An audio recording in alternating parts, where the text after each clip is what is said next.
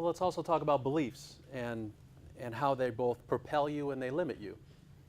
And we all talk to ourselves, right? In our mind, we all say things.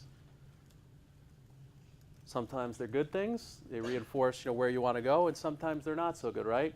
Who's probably your biggest critic besides your mother?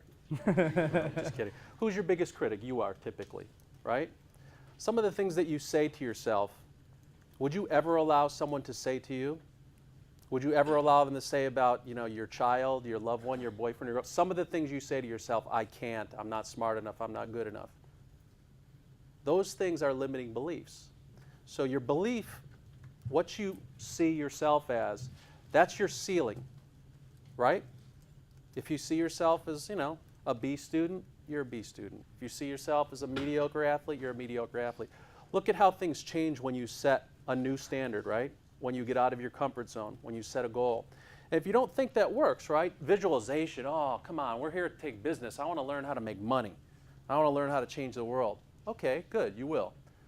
But if visualization doesn't work, is Madison Avenue pouring billions and billions of dollars into commercials that have us think that if we drink their beer, we'll get the girl? If we drive that car, we're going to lead great lives? Visualization works. It causes people to act, right? If you see yourself in that situation, if I see myself in that, BMW, Porsche, oh my God, I'm going to be that guy. So we know it works.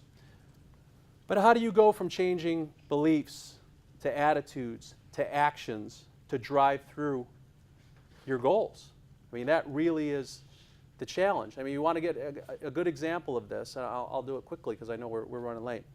I want you to write down a name, Cliff Young. Google this name. Not right now. I'm going to tell you who Cliff Young is.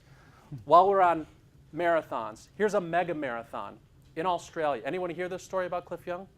All right. Mega marathon in Australia. 511 miles from Melbourne to Sydney. The greatest athletes in all of Australia from around the world go to this thing.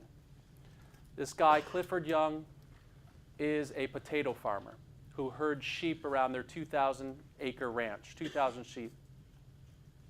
He comes to the entry point of this mega marathon, and he lines up, goes to register, and people try and talk him out of it. You're too old, you're out of shape, these are the best athletes in the world. He shows up in underalls and galoshes. Oh, and he's next to the best athletes in their Nike with their timers, the best shoes, comfort, anti-chafing, lubed up, ready to go, sunglasses, the whole bit, right? And here's a guy, Hick, from Australia, that arrives in galoshes and underalls. And by the way, he's 63 years old. Okay? By then, the record for this mega marathon is 7 days. It is, they say the human body can go for 18 hours and has to sleep for 6. So that's sort of how you get to 7 days of this thing. No one told Clifford Young he was supposed to sleep. Because when he worked at his farm, chasing all the sheep to round them up, he did it for 3 or 4 days without sleeping. He never talked to the other athletes. And they took off, and he gave this sort of awkward walking run that became sort of famous and mocked. Everyone else took off, was way ahead of him. At night, he would pick up a little pace.